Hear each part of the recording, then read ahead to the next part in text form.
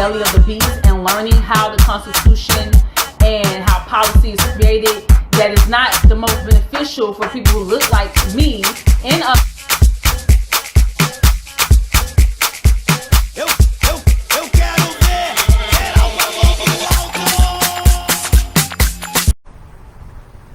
Hi Facebook. So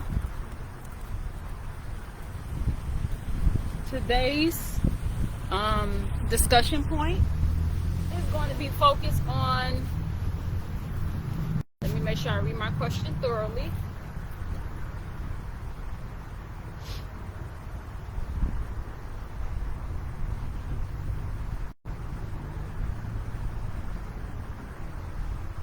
It's a little chilly today.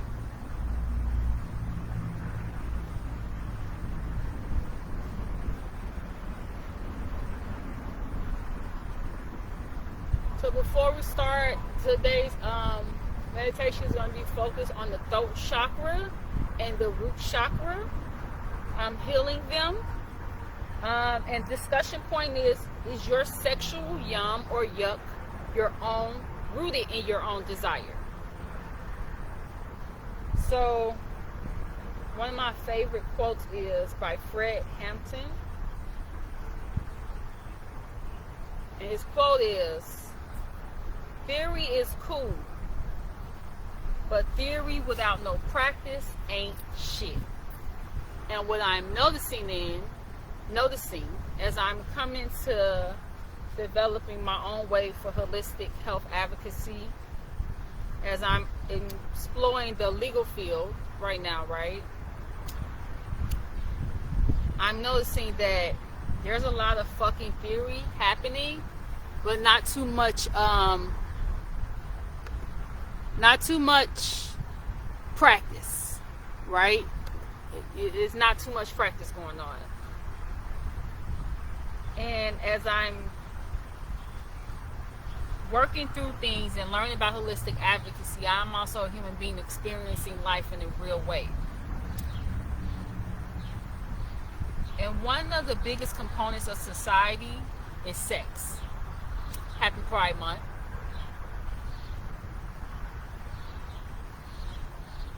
And I feel there's not enough, there's this movement for liberation of everybody being able to explore their sexual desires, of course in a healthy way. But collectively, we're not healing as we are exploring these sexual desires, in my opinion. Well, for now, because obviously I'm having this conversation and that just leaves way that the energy is shifting, and I'm probably not the only one having this conversation at this exact moment, because that's just how the universe works. Let's be honest about sex. And that many of us, if not damn near all of us, with a small percentage, are not really introduced to the most healthy dynamics or ways to explore our sexual desires, because it has been introduced to us when we were children, and those desires were projected on us. That is not who we were. A lot of us experienced peer pressure. A lot of us, as we were going through our move into being our hormones, exploring our hormones, it was people who were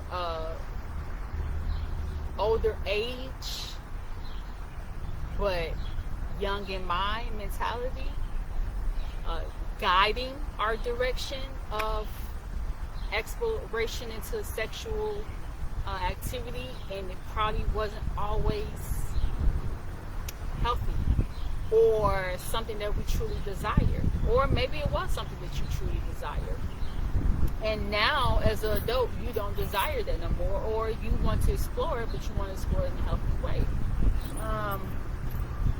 So I wanted to talk about this because it is Pride Month, and I think that, who I'm here for? The Black community. Who I'm here for? The Black community. I wanted to explore a conversation about a very popular artist and this idea that, you know, gender is fluid and one's sexuality is not really tied into their gender. You know, these are theories. These are not concrete facts. Let's make that very clear. And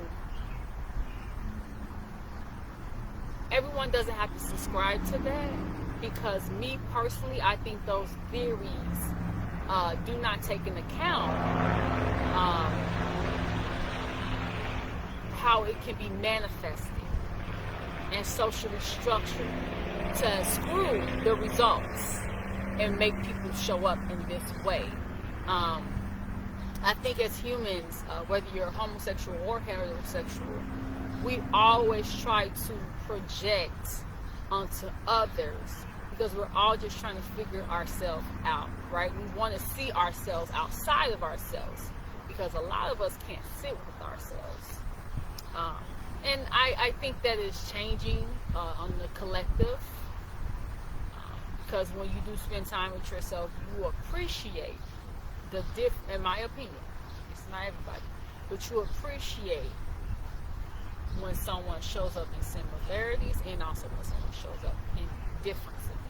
Actually, I think isolation with emotional maturity helps you appreciate the similarities and how someone can show up different than you.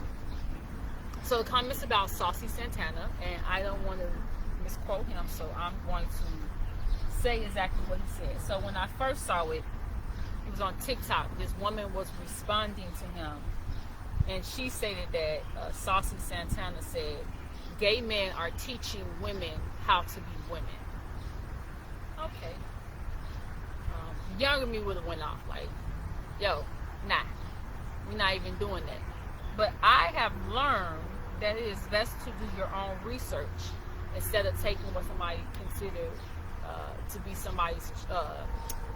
I've learned not to take somebody's summarization of what somebody said. I want to read it for myself verbatimly what someone said. Okay?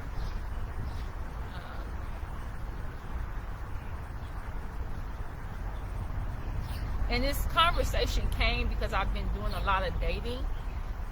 And what I notice is when I come into interaction with men of my age, that they try to groom me and are a little disappointed, a lot of disappointed when I'm like, nah, I'm good. I'm not looking for a father. I'm not looking for anyone to project to me the type of woman you desire. I'm here to be experienced, and I'm here to experience you. And I don't think that's a male or a male thing. I think that is a societal thing, which men can exercise more power in that arena. But I've definitely come across, not in romantic relationships, but like in trying to develop friendships with other women, them trying to project a level of control that men display. So there's this thing that we're all doing, and I said we all, and I had to break myself out of it because, oh shit, I am doing that. The drive to control or make someone submit, which is very masculine energy. I'm not saying that it's wrong. What I'm saying is it's too much. It's too much. Submission doesn't always have to come aggressively. It can come passive too. You gotta know what works for you. See, me, I'm an aggressive person. I'm very assertive. No, I don't want to say aggressive. I am assertive. No, I'm aggressive. I'm aggressive. But as strong as I am in my masculine energy, I'm just as strong as my feminine energy. And my feminine energy makes me step back and analyze how I feel about it, right? Whereas my masculine energy is going to rationale why I'm going that direction. And it's finding that balance. I try not to let, if I get in a space or environment where I am too consumed by either or, I detach from that environment in a healthy way now. It used to be unhealthy. Now it's healthy, in my perspective.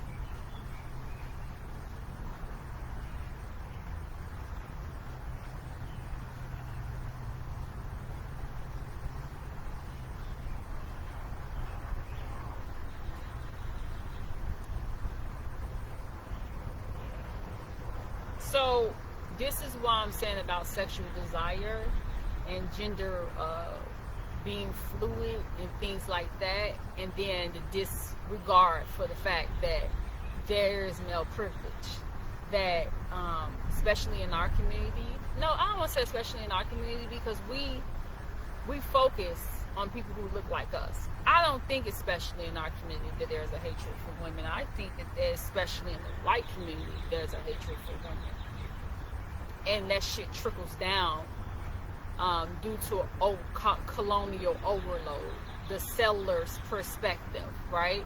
So in restorative justice, they have this thing called the settler's perspective. And we can get into Roe versus Wade, and this is what we're seeing right now. And it's just that disregard of those who carry a wound, right? The disregard of feminine energy. And that shit translates all the way back to European colonial powers. The women who were in that society were not treated well. They weren't. There is not one piece of history that shows that they were. And if they ever displayed strong feminine energy, they were considered to be witches and then burned at the stake. So let's just be real. Let's really get into it. And how does this tie into your sexual yuck or yum? Is because child abuse and what we see in society now has magnified, because we're in colonial overload, as who said that? Most Def. I forgot what he renamed himself, and I apologize for that. But this is colonial overload. I think too often when we're talking about heterosexual activity and homosexual activity, that we're forgetting a huge part of that. We're trying to liberate ourselves from a colonial overview or perspective of sexuality, but at the same time not understanding, or maybe just reluctant to talk about the harm that has really happened and how that shit is still translating today. So you can liberate yourself all you want to in physical activity, but if you're not recognizing mentally how your sexuality has been developed, and maybe not so much healthy environments or in a healthy way, you tend to think that shit is normal. You tend to think, because you physically feel good, that you're mentally okay. Our bodies, and that's why I'm saying, this detachment of sexuality and gender from the biological body, not taken away from the science of that, you know, about pleasure, about ejaculation, about what's another word?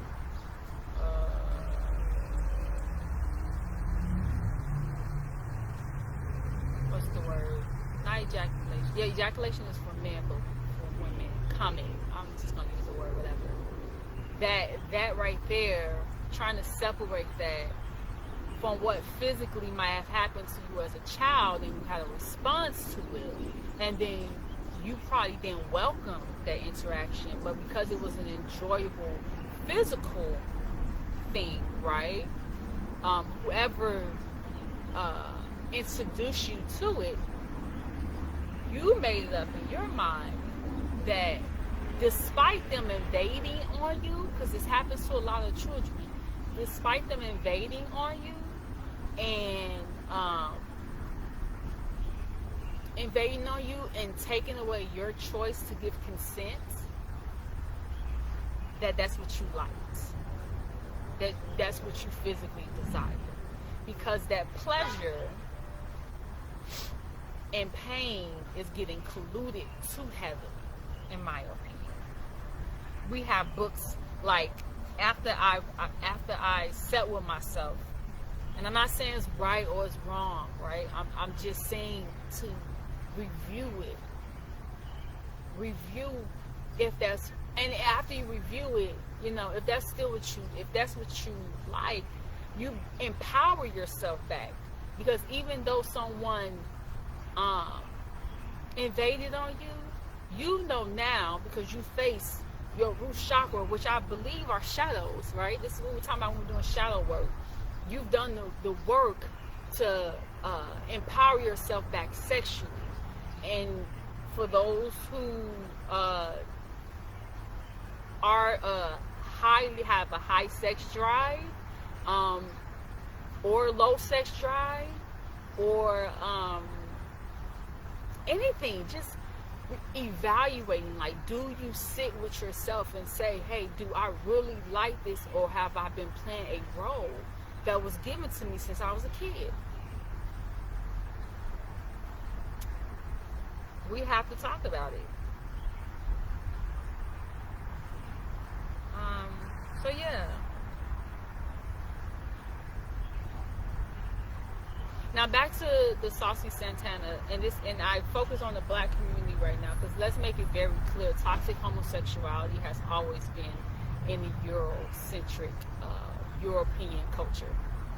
They utilize not only toxic heterosexuality, but toxic homosexuality to abuse people of melanation from all different racial categories, very, very, very harshly within the Caribbean community and within the American community of melanated indigenous African people, right? So we're going to talk about the liberation of sexuality, and we're going to have a moment where we're proud about sexuality, whether it be heterosexual or homosexual. We also have to get into the roots, how some of our sexual development within these locations, the Caribbean, however you want to classify it, and within America, continental United States, how a lot of our sexual experience is rooted in there and in trauma. The black woman body was declared a piece of property. The black man's body was declared a piece of property, which those who are of less melanation were able and did, through brutality and terrorism, rape both the black woman and the black male. So giving the history of America, right? We're going to talk about that fucking Constitution. Giving the history of America, there was limits. There was a, if we're talking sexual liberation, oh, it's a lightning bug. Oh, come on. Oh, I got the instant. Let me put that over here. We're going to talk about it.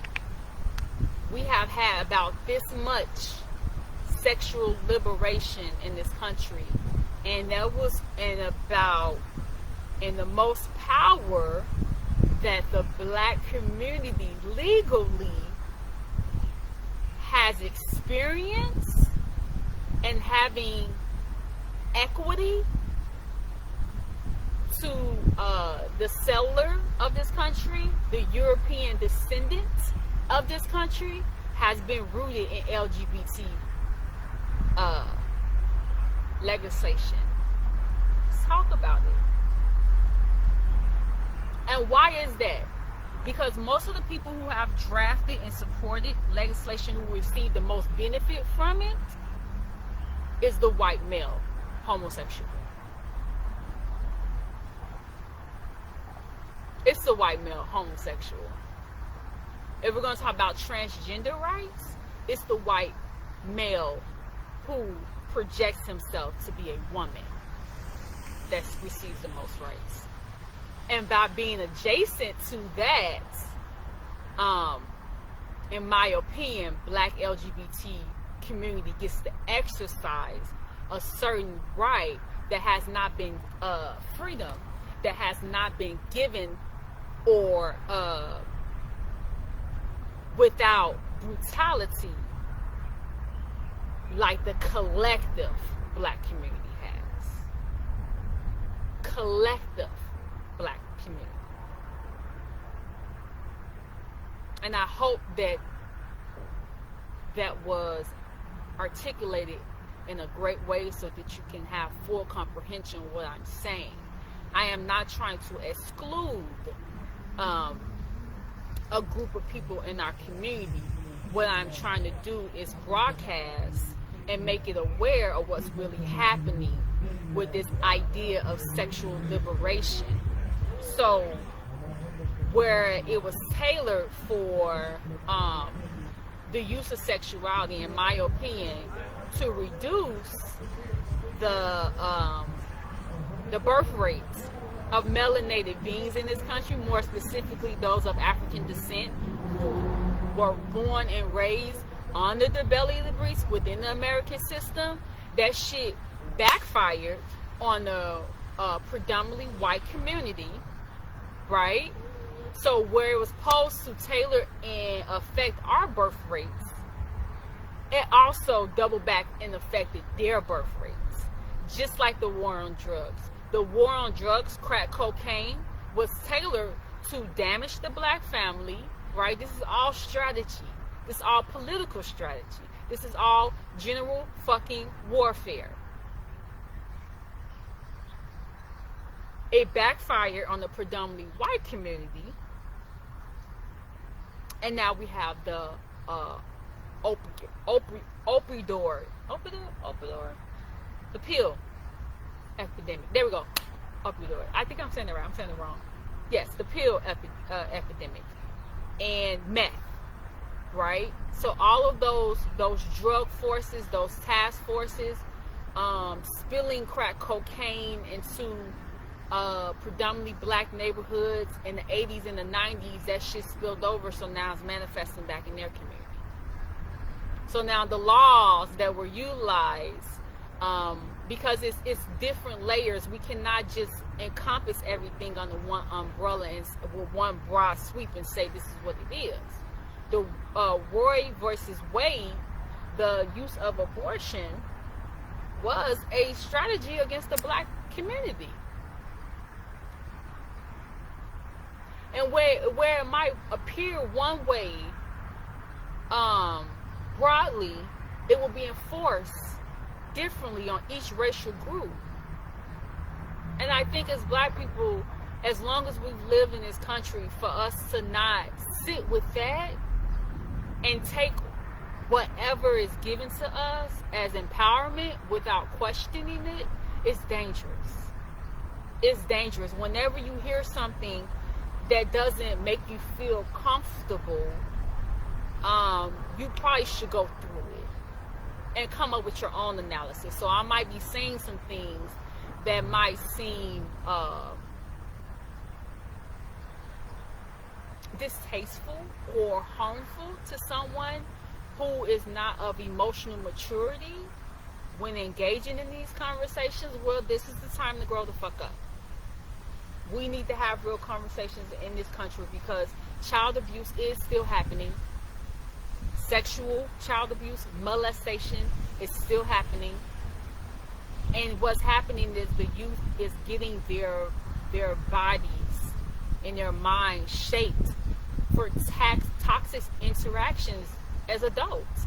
And we see it as we're in our 30s now, right? We see it.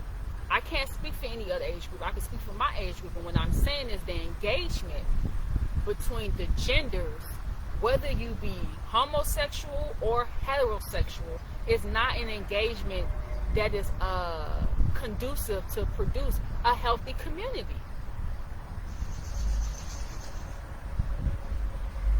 You being heterosexual does not mean that you're a healthy adult. You being homosexual does not mean you're a healthy adult. If you have not sat with yourself and tried to work through the things that happened to you as a child, it don't always have to be sexual abuse. It can also be mental abuse, emotional abuse. A lot of our, in my opinion, a lot of men, homosexual men, have had to be the emotional labor of either their fathers, their absent father, or their physically present father but emotionally absent father. And that's not by mistake. It's not anybody's fault. When you're living in this type of environment, we are now just scratching the surface of us coming into this place where I can have this conversation and people can have this conversation on social media. So the blame game needs to stop. We need to start having real conversation. And I remember I was in this meeting for this board, and this black woman came on, and she was like, one of the rules should be, don't yuck my yum. First of all, not trying to be yes I am. We don't even talk like that. Don't yuck my yum. Like, even when we're engaging in this conversation, when intellectuals who are I love watching James Baldwin, but a lot of the black intellectuals that I see, their voices are those of white perspective.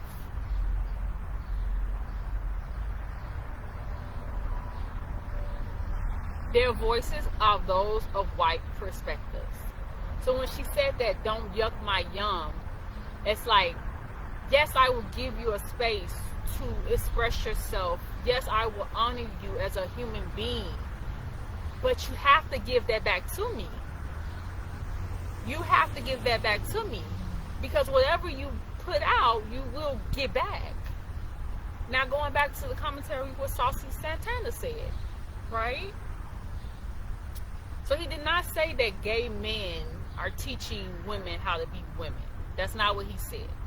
What he said verbatimly was, one time for the LGT in this beat. Because I want you to know, gays run the mother effing world, B, he said. And when these, I gotta say it how he said it. When these hoes need their hair done, they call the gays. Santana continued, when these hoes need a stylist, they call the motherfucking gays. When them hoes need their motherfucking face done, they call the gays. Not stopping there, Santana told the crowd that gay men are the blueprint for the culture and the style. Two things. He has a right to feel how he feels. Right? He has a right to feel how he feels. And that is a good way to see how some gay men feel about women when interacting with them. And he kind of, see how I feel is, it took me a while to get away from the getting my hair done. Like, I have to get my hair done every week. Probably every 2 weeks. Get that locked when I was in the military.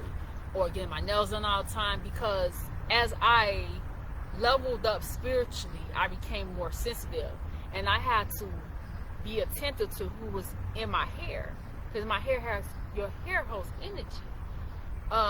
Going to these nail salons and let people touch my feet, touch my body,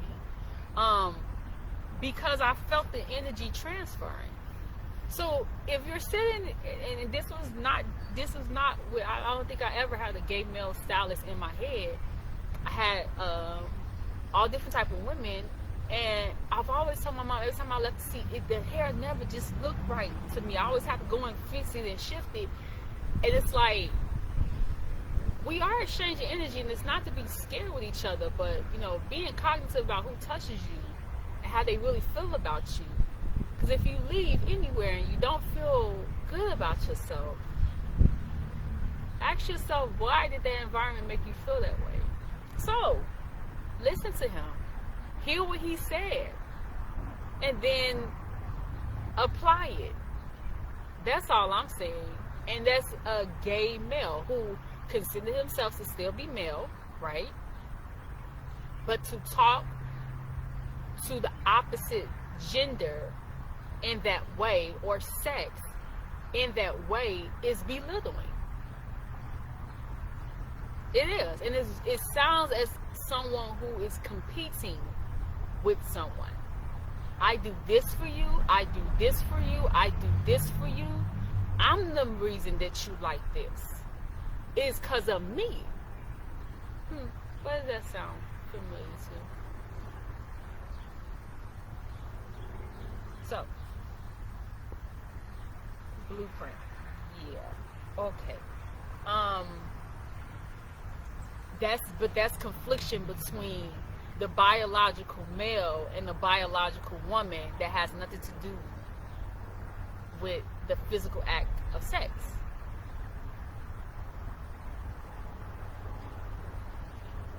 He states that he is not attracted to women. Okay. But you have something against women. Like, clearly. And it's not like you can call it what you want to see, but I see it just like I would see if I was engaging with a woman who did not like me. But she still was of service to me. If we're going to take the gender fluid, it's just this idea that everybody has to submit. And it starts within our root chakra, and it starts within our sexual experience. In my opinion, a lot of gay men feel that way about women, because your attraction is to men. So you think your competition is women. No, on an individual level, you don't, but collectively you do. Subconsciously you do. There's no, no, I'm sorry. No. You are in competition with women. And what happens is, because, and I speak for our community, we are at this small window that we have right now of opportunity of sexual liberation, right? We are trying to, we really haven't had the opportunity to experience intimacy at all levels within our community, because we have been under systemic racism, right?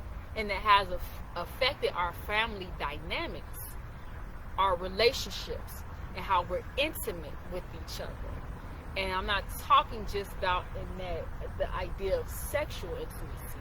Many of us as Black women want to engage in hugging our mothers and our fathers.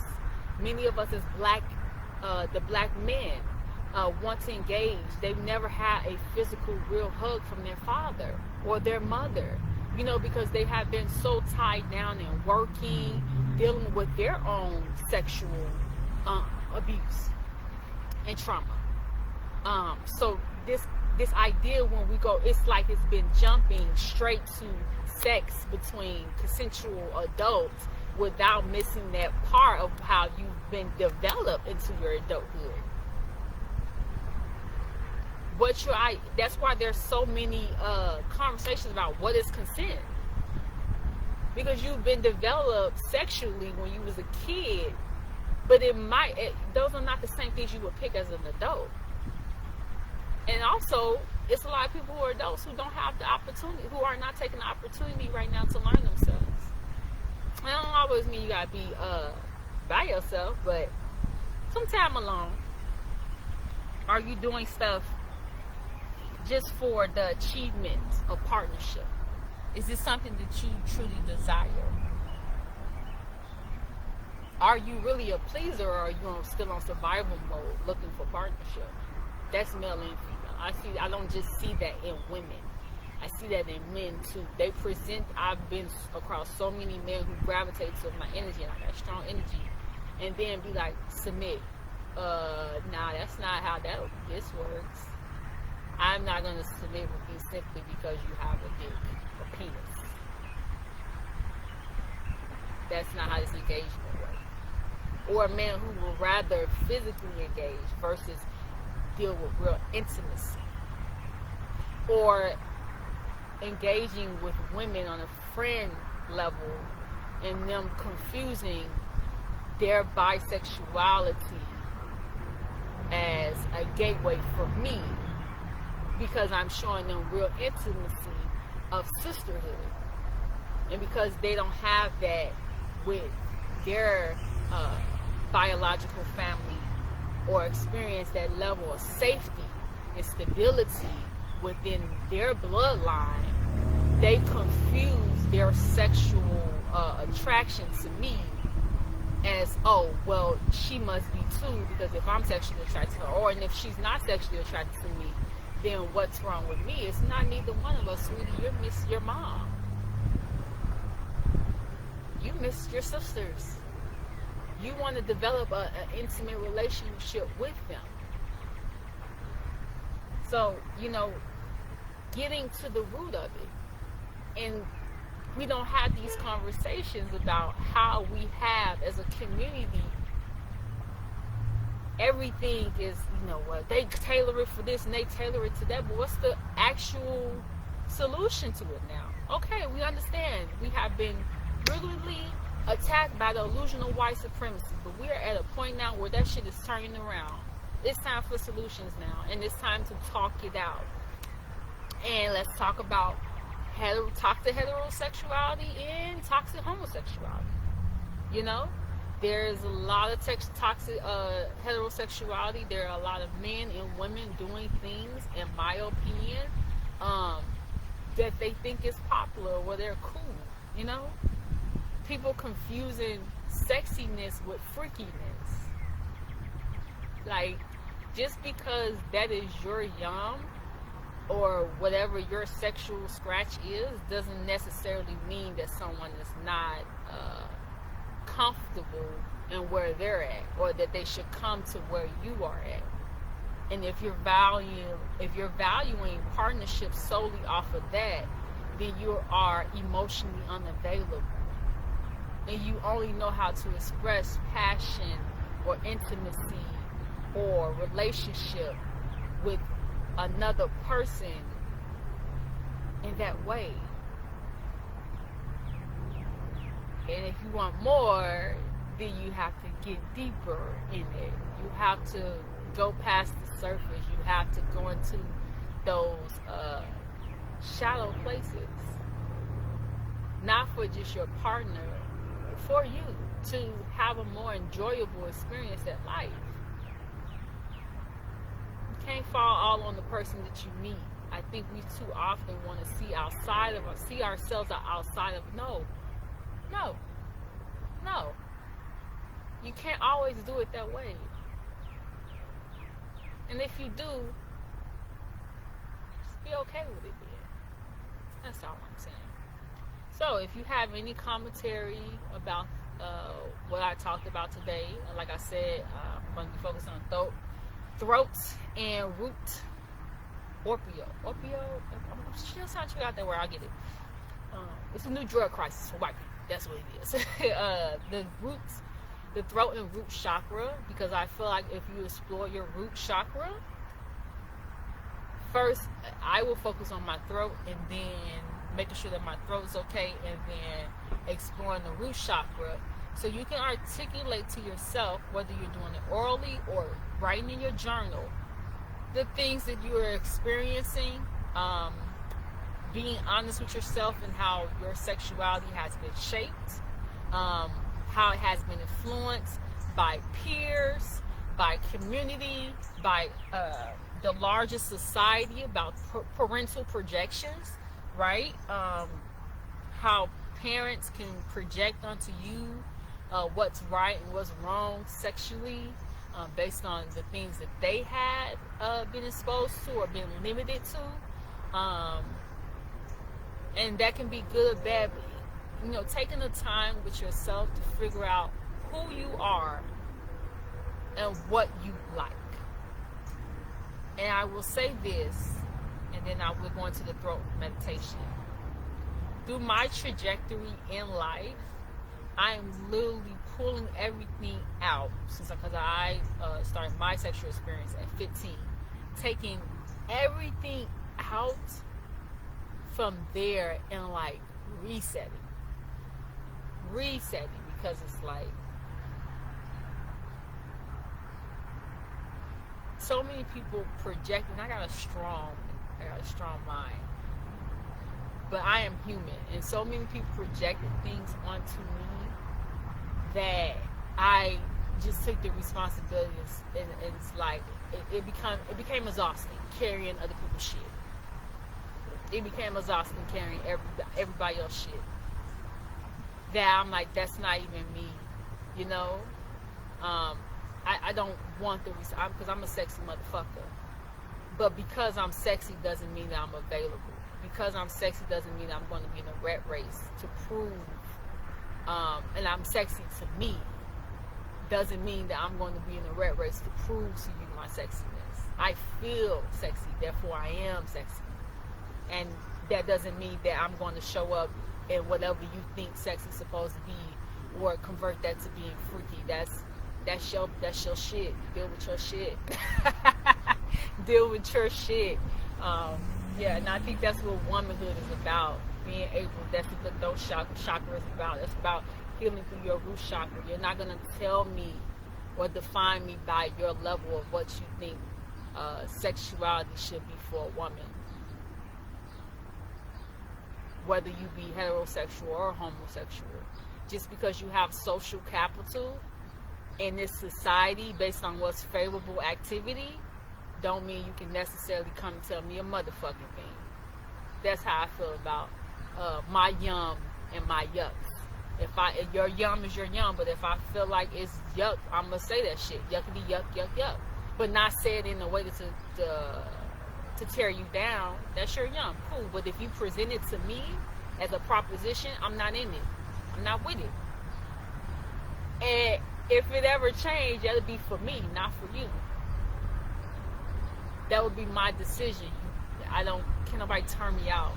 And I think that's what it came from. It's like I'm in the streets, and what I'm seeing is it's a lot of people more concerned about turning someone out sexually versus about what the fuck is really going on. So as we're talking about sexual liberation, let's talk about what you're trying to turn somebody onto and what you have been turned onto.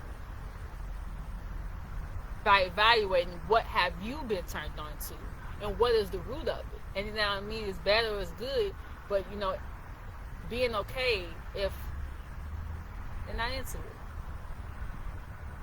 So everybody has a right to say yay or nay. That's what I think consent is. Okay? Alright. Consent go both.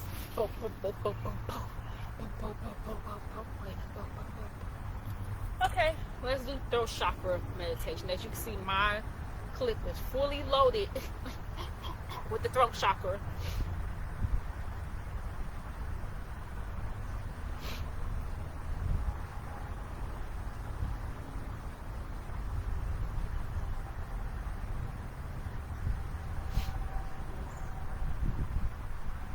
That's another thing I noticed about sexuality.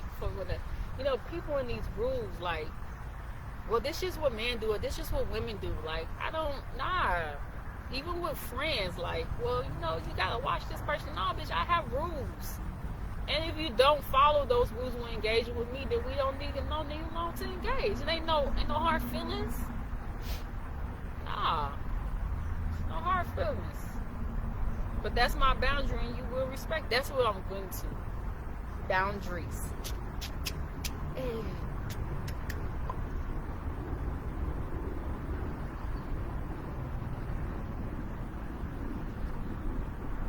let's do some throat chakra.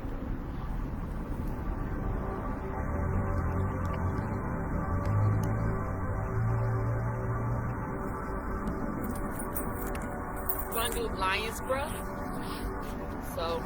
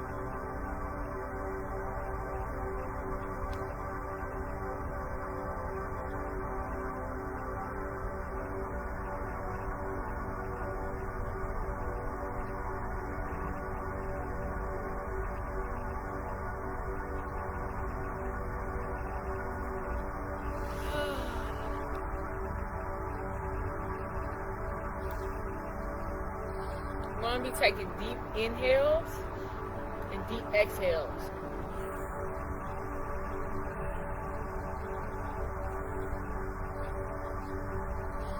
So I can hear my breath.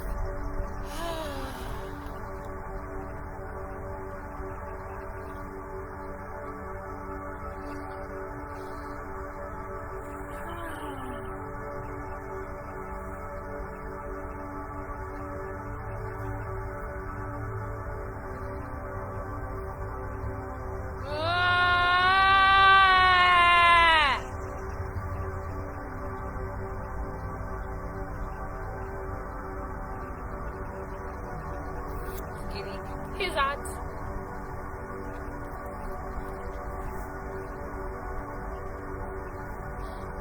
You can hate the organization, but the statement still rings true.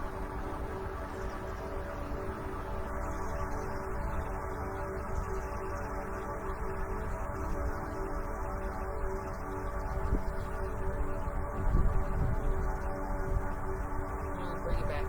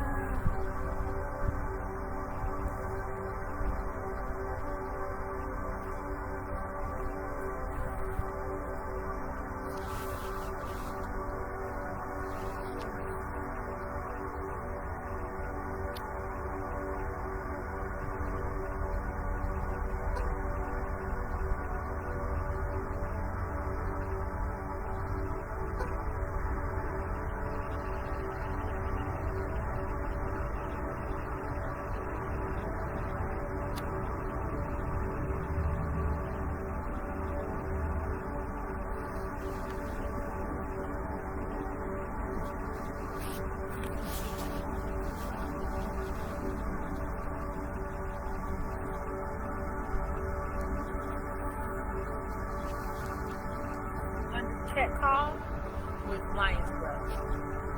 Okay? Deep breath in. Deep breath out. Deep breath in. Deep breath out. Deep breath in. Deep breath out. Deep breath in. Deep breath out.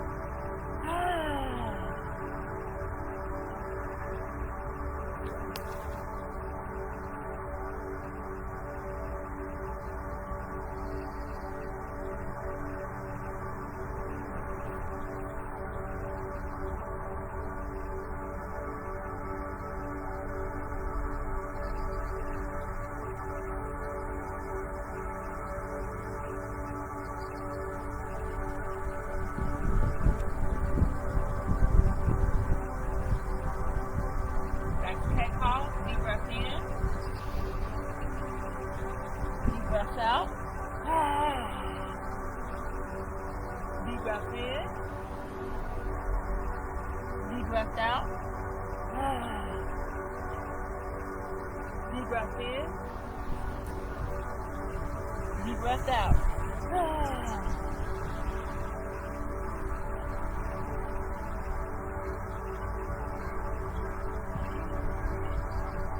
Open up those hips. We're going to focus on the root chakra now.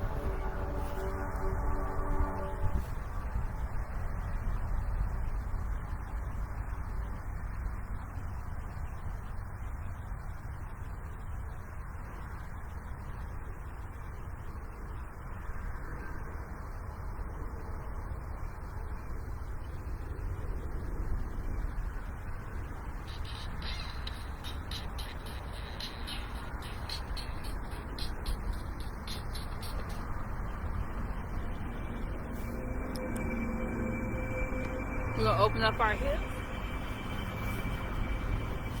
Come down. Up your hips. Take that breath all the way up to the top of your head. Down to your stomach. Hold it. Lay down. Let your stomach out too when you're breathing out. So breathe in. Deep inhale. Take the stomach all the way in. Exhale.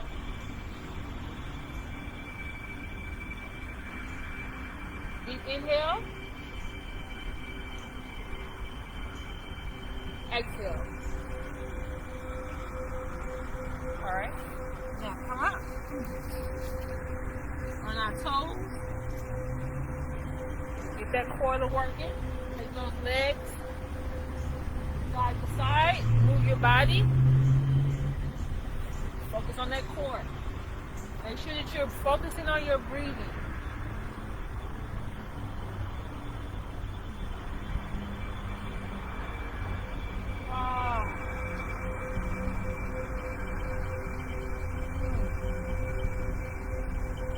Okay.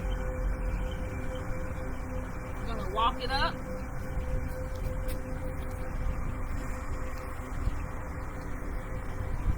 Take your hands to the sky, bring them down to your chest and your body down. This position is a really good way to activate that root chakra. I'm going to stay here for about 5 seconds.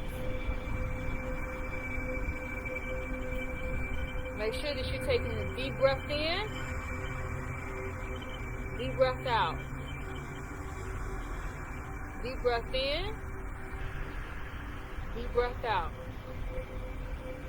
Deep breath in, deep breath out. Deep breath in, deep breath out.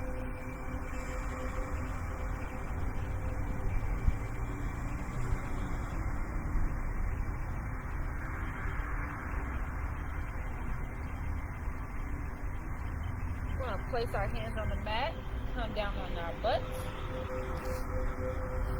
bring our feet in together, grab our ankles, push your back up and your chest out, take a deep breath in, deep breath out, deep breath in, deep breath out, take a deep breath in, deep breath out. Deep breath in. Deep breath out.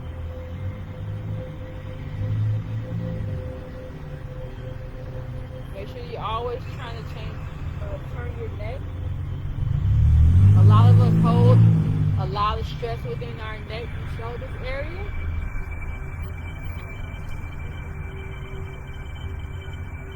And remember, that's where our throat chakra's at, our neck. So you want to make sure that that space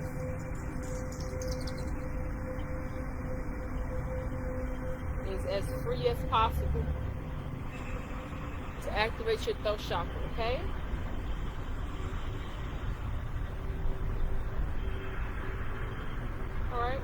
stand back.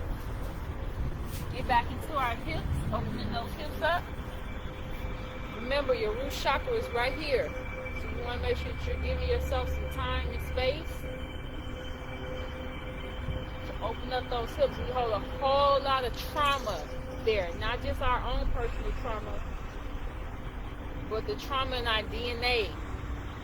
Move your body is important. It's not just a saying.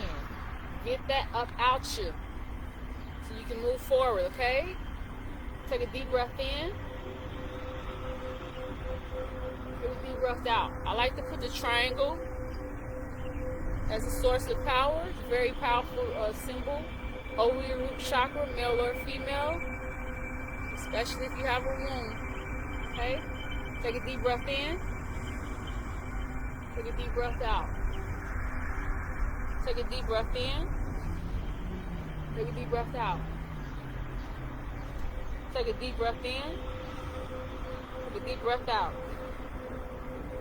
With the deep breath in, make sure you pull your stomach. Try your best to pull it all the way to your back. Take a deep breath in. Take a deep breath out. Take a deep breath in. Take a deep breath out.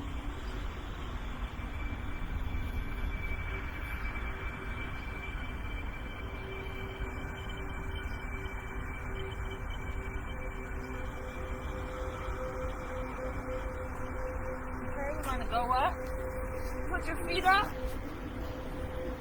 and you take those legs and you go side to side. Make sure that you're breathing.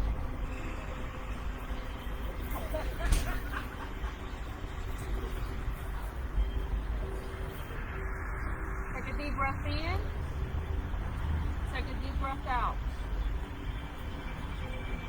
Take a deep breath in, take a deep breath out.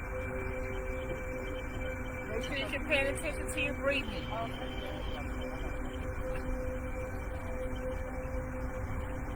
Alright, we're going to come up on our feet. Place your hands in the air. Bring your palms to the center of your chest. Calm down. Take a deep breath in. Take a deep breath out. Really concentrate on feeling your root chakra right here. Facing any fear, shame, any of those things. Anxiety. A lot of that stems from our root chakra not being stable. Again, make sure that you're moving your head. We keep a lot of stress within our necks and our shoulders. If you want a stronger throat chakra, you want to pay attention to that area.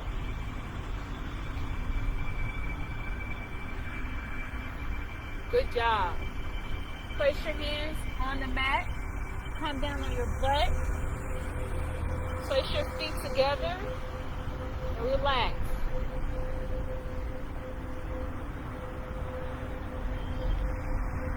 Make sure that back is straight. Move your chest and your hips forward. Grab those ankles. Take a deep breath in. Stay at where your lane is. If you're right here, you're right here. It's okay.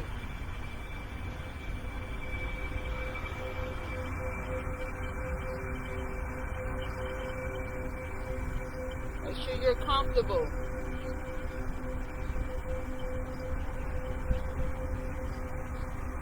Deep breath in. Deep breath out. Deep breath in. Deep breath out. Deep breath in. Deep breath out. Deep breath in. Deep breath out. Deep breath in. Deep breath out. Good job.